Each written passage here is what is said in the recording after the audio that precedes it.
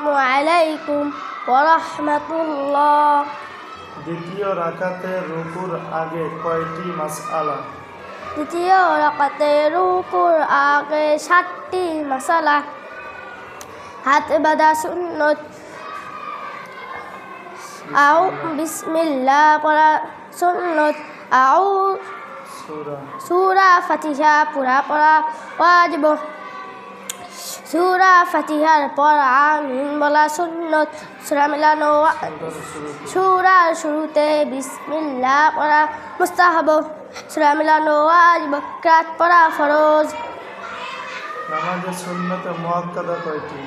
নামাজে সুন্নতে মুআক্কাদা 12টি।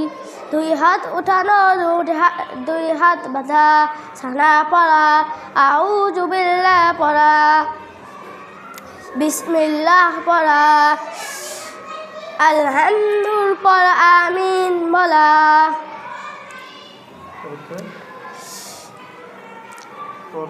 প্রত্যেক রাকাতে